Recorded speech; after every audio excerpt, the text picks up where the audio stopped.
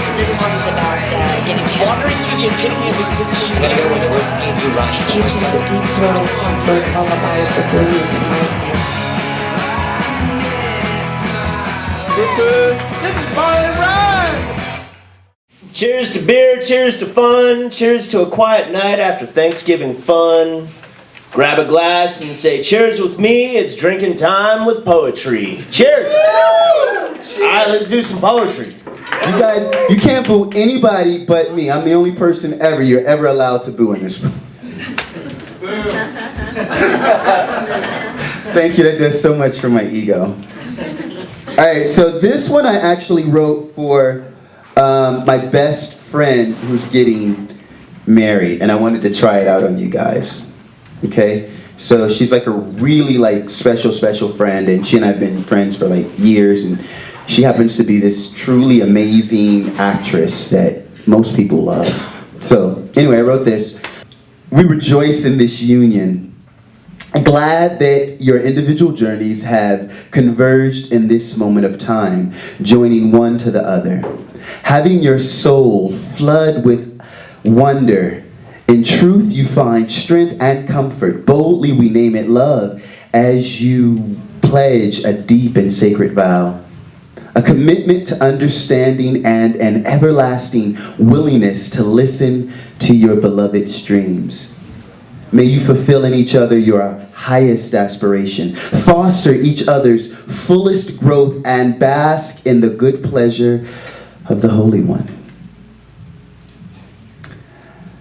Together, create memories that attract outpourings of the Spirit and revive hope in chilled hearts such as mine. May your fidelity and strength astound the nations. May you always speak each other's names in delight and reverence. Forever rejoice in the beauty and the mystery of your union. Having discovered the kingdom of holy matrimony, it becomes your duty, nay, your privilege, to explore its far-reaching boundaries, to scale its challenging heights, to find treasures hidden in each other's essence. Be bountifully and so richly blessed that you extend life to all who approach heartsick with doubt. May Jehovah bless you and you and you and the sacred covenant that binds you. May your love be a tribute and an eloquent and unarguable testimony to the reality of divine love. Thank you. That's it. Jackson. I know one of my own poems and also another one that I didn't write. If anybody has any preference about anything. Your poem. My poem? Okay. I think I know it. Let's see. According to the mathematics of flowers, the day I was born was a Thursday, which is not very impressive. There's like a 14% chance of that. My name is Jackson Morris, and I'm addicted to tomorrow, to date. I've passed by the day and month of my death either 22 or 23 times and have not once stopped to inhale the flames from the candles on a funeral cake to prove I haven't died yet. My time is measured in hangovers and bank statements, and I hardly ever know the right thing to say. I do know that I weigh about as much as 159,000 monarch butterflies, though, and if I learned anything from my grandfather, it's that I might be at risk for heart disease. I know I have an email from a Libyan woman sitting in my inbox offering me $8.6 million if I help her out with some easy personal information, but I'm holding out for more. I step on crunchy pine cones in the summer, leaves in the fall, and ice in the winter because I like to break things. I don't know what sexy is, but I bet I could add up all the change in your purse very fast. I've been trying to keep things hopeful. I don't have anything to complain about, and I know it, or at least I try to. I take everything personally because I don't know what it means to do anything else. I once wanted to be an architect, thought if I could be the guy who was responsible for making homes, that'd be kind of like magic. I have a shoebox full of old love notes on the top shelf of my closet at home that feel like they were written for someone else. I imagine there's more than one ex-girlfriend in there, and And I imagine the letters having really awkward conversations about very specific things about me.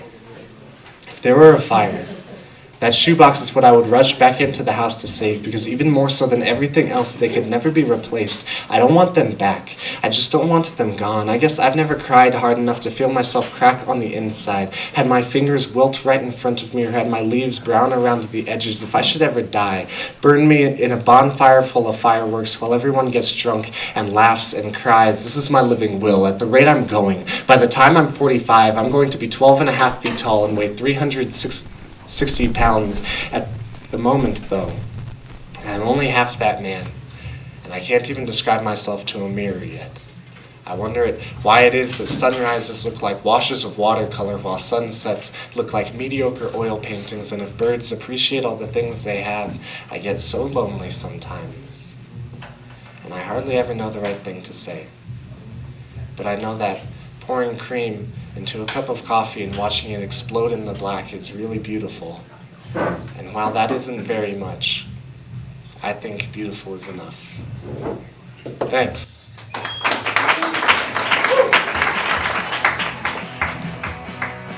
Jackson Morris, ladies and gentlemen. Beer break. Go.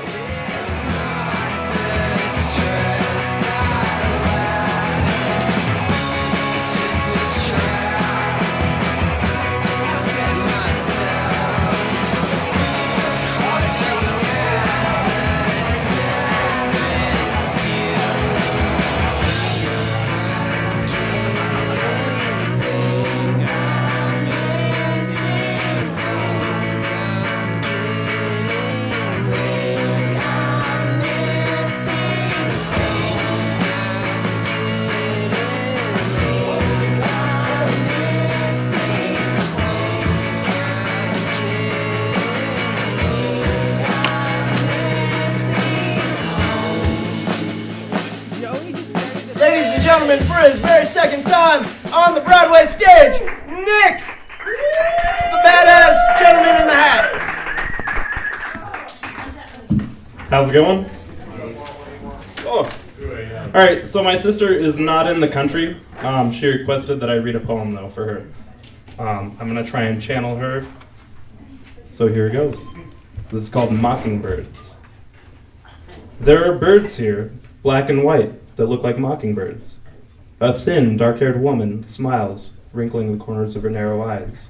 Every morning she tells me about something beautiful. Today, she says, that when a Korean hears the song of the black and white birds, she will know good luck is coming. I step out of her car, and the bird we've been watching picks insects from between the blades of grass, silently.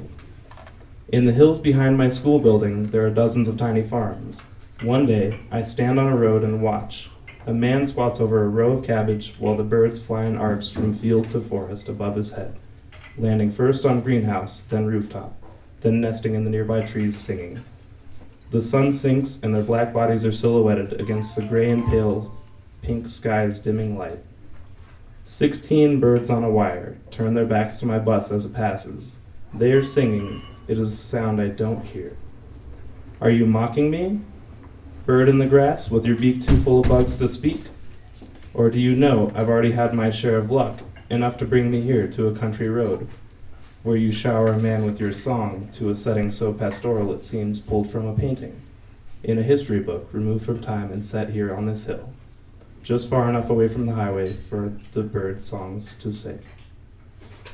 One evening, I walk through the woods. My path winds its way around houses with crumbling concrete walls that were once washed in brilliant white, and then between fences, built to keep farms and farmers in, and then between clumps of bamboo shoots and trees with fall reddened leaves. Among the farm plots sit small shacks of plastic sheeting placed against itself at right angles. From one shelter across the ravine, I hear saxophone notes. They follow one another slowly, then a few burst forth all at once, unable to endure the weight to sit back in a man's breath, while the others ring out clear in the cool air, building a melody that settles on foreign ears that are deaf to all language but this. The notes rise and fall and drag from her a sweet sadness. She thinks of her home, and she smiles and cries all at once.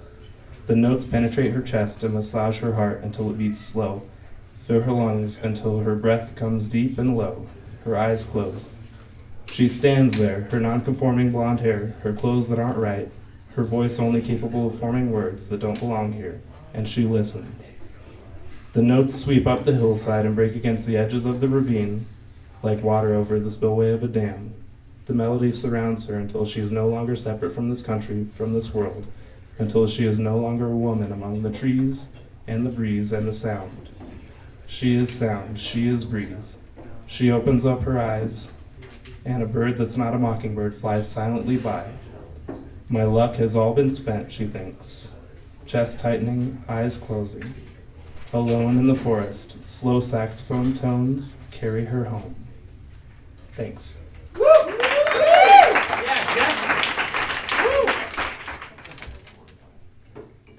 One more time for Nick, everybody. Nick! I knew it was Nick. I know Nick's name. All right, so now coming up to the stage, we have Joe. Joe, where you at? Come on, buddy. Come on up. Joe was over there getting busy with another artistic form. I'm just saying. I'm pretty sure they can see. Hi, guys. So, this is like the first time I've read at this place.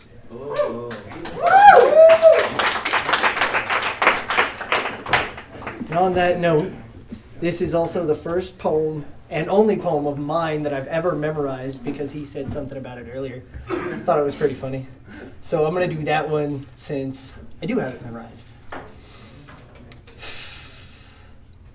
Isn't it funny how you don't know what you've got until it's gone? Float away with the leaves of fall down the river of life, eroding the banks of your heart with every beat.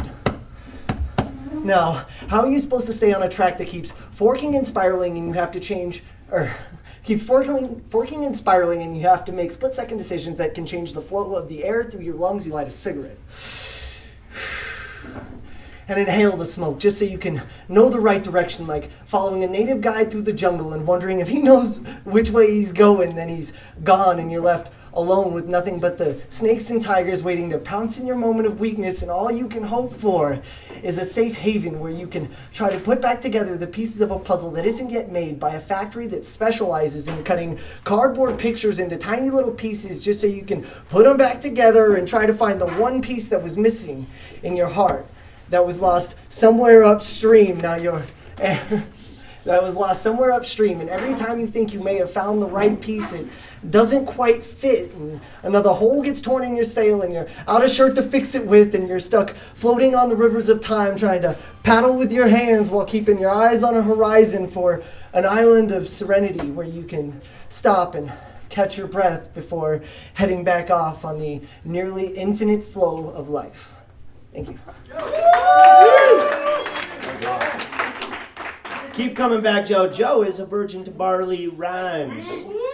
So, I hope you'll be back next week, brother. Next coming up is our very own, the talented, the lovely Gabby Jew. Come on down. Boy, the first time I saw you, it felt as though I was riding my first roller coaster. With a 108-foot drop straight down to the deepest places in my heart, I could not feel my body, or sense that I even had when I was head over heels. Tripping over carefully hand-picked words, my tongue could not keep up with thoughts racing 7, 8, 9 steps ahead of what my brain could not yet process. You were nothing but a dream, boy. Because that's the only time I could visualize. Still frame photographs, the dye of black and white reminiscent cinema staining the back of my irises.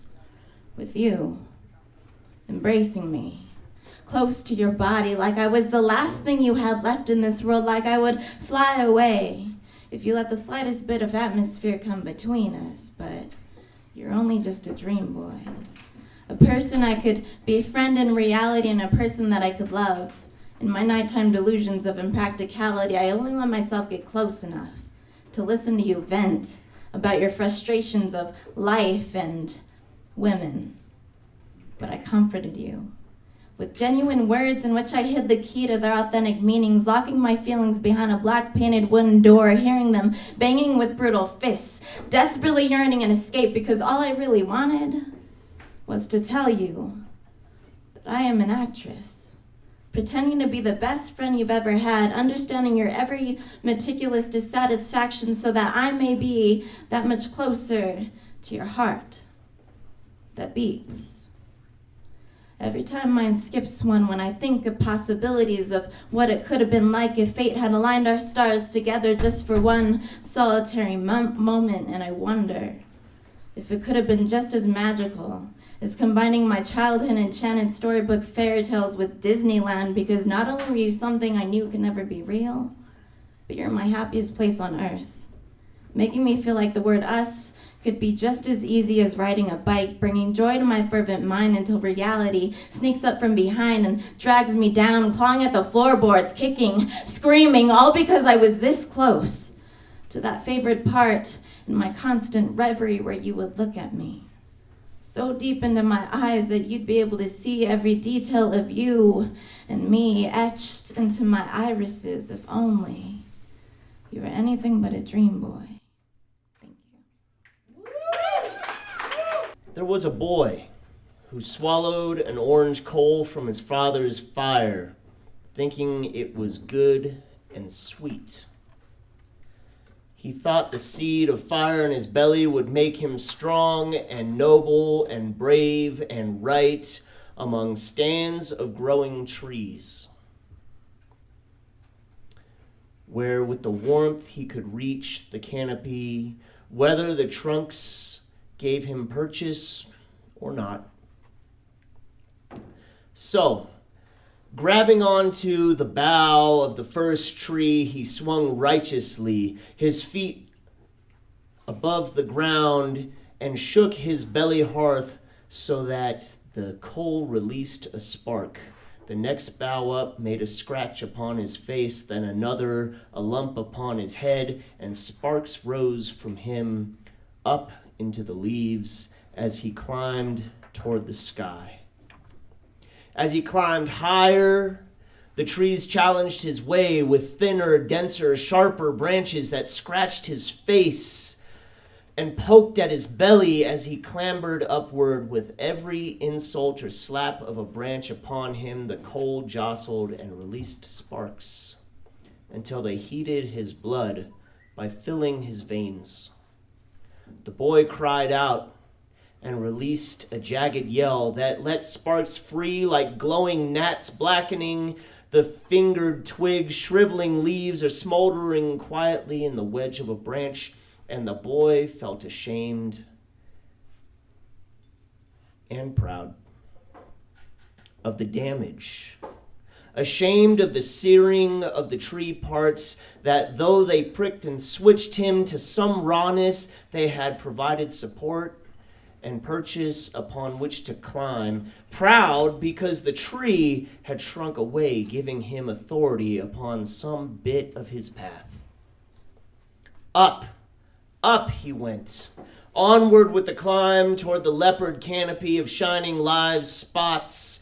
The boy took hold of thinner, more pliable branches that sprung with the release of his grasp and his weight, occasionally lashing redly on his skin, and on these occasions he would bear down hard on the branches and haul himself weightily upward until the abuse came too many times on the same raw spot, and his yelp would again release the burn inside of him, searing, blackening, scorching the living ladder.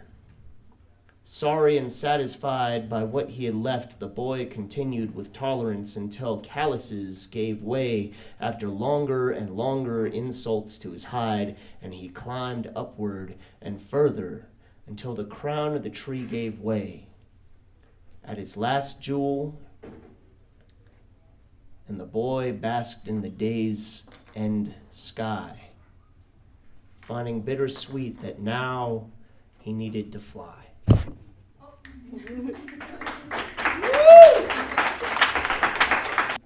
All right, I got one more.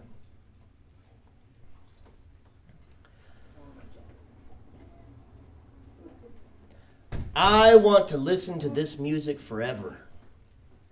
With a sharp fedora and a pinstripe suit, thinking of the jazz chaotic yesterday that I want to connect with. There's something about a single player taking his turn on the stage in the spotlight on an instrument that transcends the page that notes have never been written on. Something about it, you know. You've been there, taken away, caught in the spotlight circle and lost in the black space behind. Sometimes it's the trumpet, sometimes it's the guitar. Sometimes it's the free lips and tongues scatting the non-words that say everything. Sometimes it's the whole band doing exactly what you didn't expect. With 25 seconds of a song you thought you knew and now can't stop loving so bad that to open your eyes would just be a mean trick. This is our sound. It is the poetry of unexpected notes. This, if nothing else, is what proves American love, pain, and innovation. This, good audience, is jazz. Thank you. Yeah! Imbibe me.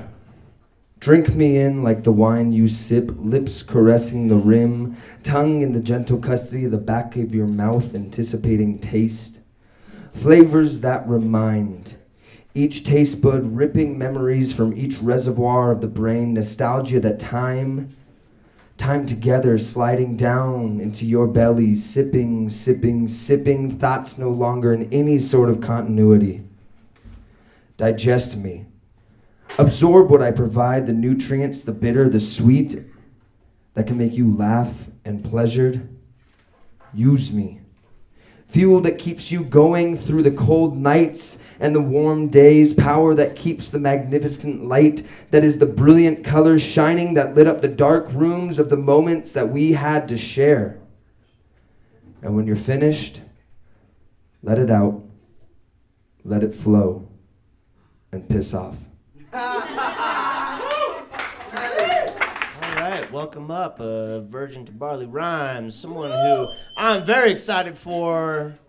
Everybody, big damn slap happy round of applause for Claire.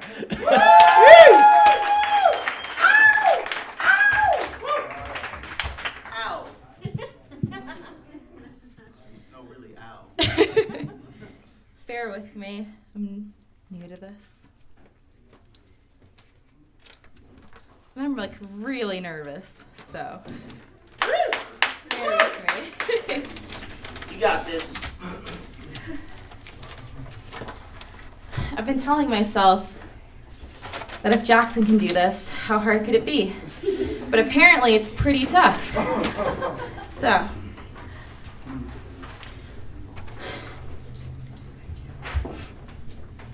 Oh, pretty girl. Your heart no longer hums falsetto, now your fierce moods wail to constantly setting suns. It's a real shame you don't realize. Youth is a time to be steeped in dewy narcissism, though you have managed to perfect self-deprecation with an angelic grimace. You're still my favorite firehound, born a rogue with hellcat eyes. Even your prehistory harbored wilderness. Now the animal inside you has turned frightening. Many a burden presses upon your shoulders, leaving your perspective crooked and misshapen. It will still take an earthquake to shake you. You're a beautiful mess. Drunkenly embracing the entropy of your nature, you cannot lift melted tar from your shoulders with sighs. Your heart, too young to become a grave, so stop exhausting some dead girl's smile.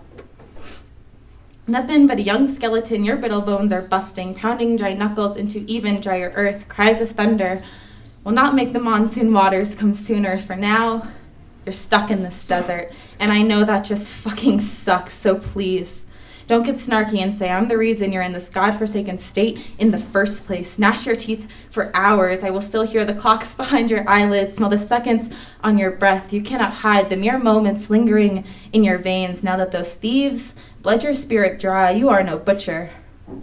Don't offer up your pigskin for the slaughter, but go ahead. Throw your stochastic spark upon your funeral pyre, emerge blistered and burned, for I already know you lack what it takes to become true ashes. My warrior will is imbued in your blood, loftiness was bred into your being, and for that I pray thanksgiving to a God whose existence and I stopped believing.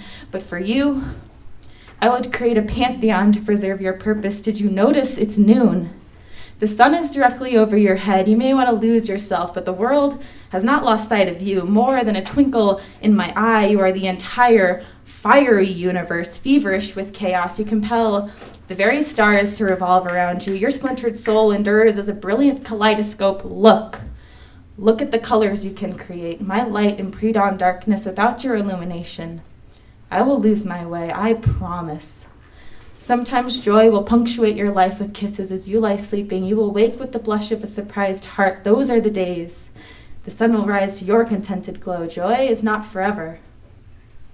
But she will remain affectionate and will always find her way to you. Break your heart open to hear it sing through the pain agony has caused you. One day you will see. Your scale is so much greater than your size. You possess that spiritual dimension love finds rooted in the senses selfishly. I would rather drown in your tears than your ashes, for your tears will dry up and grow green, blinking anew landscapes full of lilies so that the earth might seek shelter in a bright soul, becoming a more beautiful place just for knowing you. Thanks, guys. If it's all right, I'd like to read another one. Yeah! Okay. This one's like a lot more lighthearted, so it's kind of silly, but I'm shaking like so badly. Okay. So I learned a new word the other day. It's exismus. It's a form exismus. A form of irony in which a person feigns indifference to or pretends to refuse something he or she desires. So this is a poem about that word. And since it's a poem about that word, any resemblance to any persons living or dead is purely coincidental. This is not a love poem. It is a straightforward, this is how I am and feel poem, and I don't want to be the fireworks that ignites your soul's flame, the dandelion you dream to wish upon, a sunflower so bright it illuminates your yesterday. I cannot be confined to cliches, and I refuse to accept hyperbolic handouts of sugar-coated bullshit because I'm not that naive. There's multitudes of saintly sinner souls in purgatory, equally as perfectly imperfect as me, so steer your butterflies south of my dry autumn breezes, because I'm completely aware I'm nothing more than cast bronze, and we, despite our divinely ingrained names, are nothing greater than copies comprised of personal conventions, our feelings, perhaps appropriations from past romantic and experiences. Some advice? Look for romance in the ridges of my brain, because I want you to stimulate my synapses to somersaults, and if you're searching for morning sex, want me to succumb to your structuralism and let you finger paint meaning upon my hips, wake me up to semiotic sunrises of endless possibilities and abundant significance first. We can start the day the post-structuralist way, strip down to our frames and find nothing there that isn't. Since we're near the subject, I don't mind if you objectify me. I trust your capacity for formal analysis with the certainty that you find my line, shape, form, and color to be aesthetically pleasing. And honestly, though there's a certain flattery in the fucking, feel free to comment occasionally on the methodology in my fingertips, the theory, my heart beats, if only to challenge your critical eye to tackle more complicated forms. I'm supportive like that. So really, no pressure. Because I already have confidence, my toothbrush is on your sink for a reason. I don't expect you to kiss me like you need to, promise me. You only hold my hand if you want to. And we can establish a relationship free of misunderstood obligations. For now, all I ask is that you sometimes whisper vulgar rap somethings in my ear while trying to fuck my freckles off, spit poetry through Irish Spring, Sunday morning soap suds, midnight maraude, whiskey sour, simple sugar out from my saccharine smile, long after our tumbler's 2 a.m. ice melts. I hope you haven't found these words too piquant for your top shelf taste buds, but let's establish now how we won't become sick over a freshly baked cookie when we're both aware there's 11 more in the dozen, and besides, I'm in the mood for pie. We can savor each other one slice at a time with the intention of having leftovers. Baking in your kitchen has taught me I'm going to want a piece of what I had to taste yesterday, to wake up in the morning and kiss your flaking crumbs off my recollection's crust, a reminder of the cloying, chest-aching sweetness that made me need to say goodbye in the first place when I realized one piece of you is too much. But all of you isn't enough, and I don't want to gorge on infatuation with you, so let's commit to helping each other stay fit. Even though when apart, you'll hear my gut grumble, the dieting is ridiculous. Thanks. I will never. She's shaking. Oh my gosh. She's like my little chihuahua. She's like shaking right now. Everyone, make her feel warm and welcome. Like, give her a good. That's for you. They like you. They really, really like you. Okay, wait. I just want to ask you this. Okay. So that was your first time reading here. Yes. So thank you for letting us pop your cherry. And what's been some of your inspiration for writing and getting into poetry? I don't know. I went to I guess you should go over here. I went to the slams over at Fire Creek. Yeah. And I thought they were pretty cool, so I thought I'd give it a whirl. He says he doesn't understand how it is that planes can throw themselves at the sky so hard they stick. I tell him, I'm not sure how that works. It must be magic, he says. And with no better explanation of my own, I agree. It's gotta be. We stand by the floor-to-ceiling windows and watch the big, clumsy-looking birds land and leave, wings unflappable on the human signatures of man-made asphalt runways, fingers stretched out at the very ends of metal feathers saying, I am this improbable. And yet, they're like magic. Just think, how many people had a birthday today?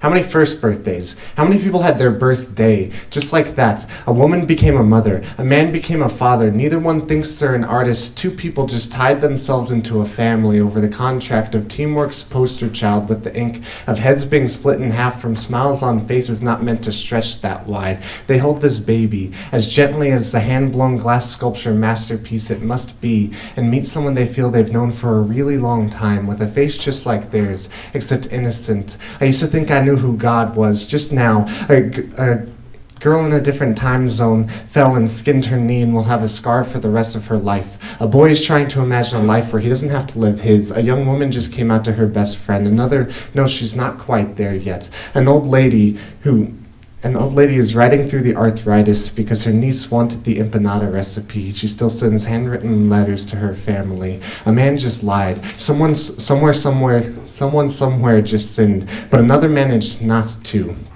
Some 3-year-old somewhere learned his color words today and is right now filling in the lines of his language while a 70-year-old man he'll never meet straightens a tie in the mirror before leaving on a first date because he hasn't given up on love yet.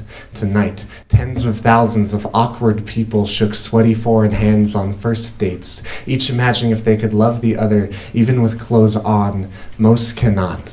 But a lucky few have just met everything their cynicism has always told them doesn't exist. How many weddings do you think happened today? How many first kisses? How many lip bites, sex-heavy glances? How much of the air is filled with prayers? They say the winter is sad because that's when it seems like all the plants die, but they don't. It's true that mountains are nothing more than really large piles of rocks, but it's not how they make me feel.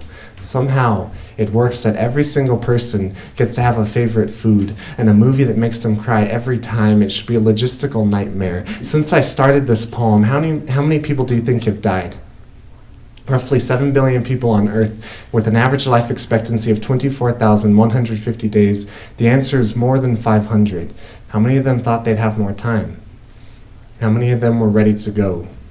What's the average number of sunsets watched in a lifetime? How many quarts of themselves does the average person lose through the eyes? How many meals do they appreciate? How many dreams do they forget? Statistically, how often should I feel like I'm having a good day? How come I can't know? And why does anything but magic need to be the explanation for how planes can do it? Thanks. Welcome Khalif up to the stage. He's gonna blow our motherfucking minds. Ready, Khalif? Don't get mad at me. These are not my words. These are your words. All right. I'm going to do this a little differently tonight. Stop, Ian. I need a subject matter. Moist. Lil Bow Wow. I heard moist and Lil... What? Cutting to the point. Moist. Little Bow Wow. I'll be like Little Bow Wow and cut straight to the point. I want to make you moist in your loins for my words as I matriculate into your mind. See, I'm going to jump like a frog from synaptic to synaptic to synaptic to synaptic thought. Not be a pigeon. Not be like some 80s Van Dyke type motherfucker on coke driving a Tesla. No, I'm not unscrupulous. I'm a fucking orange Oprah reading mercenary. I will fuck you up in a vivacious minute. Understand that I'm not fragmented. I just have sore kitten tits. I'm knee deep in goodbyes to friends of yesteryear. I fucking want a tomahawk chop because the Broncos suck ass. I'm giving you true inspiration right now, so feel the business. Relax. As if you were 2 Chainz smoking a fucking fat ass blunt. I mean, is it right versus wrong? Is it love versus hate? I don't have time for the shenanigans of Republicans or Democrats. I just want true inspiration to keep me from going into a catatonic state of existence. I mean, fucking who wants to be wrapped up in catacombs of bored, dry stains? And I really do mean stains. I'm no fucking cantaloupe fairy. I am a man torn between destiny and desire. I am the true anachronism of poop dust. And I hope that you will not be pigeons, but eagles in life, and rise above the peaks of your mundane existence. Know that love conquers all, and true vivacious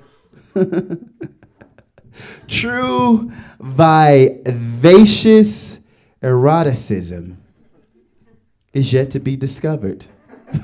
Thank you. I'm Khalif. This is freaking Ian, and this is Barley Rhymes. Good night. We love you guys. See you next week for our 1-year anniversary party. Peace.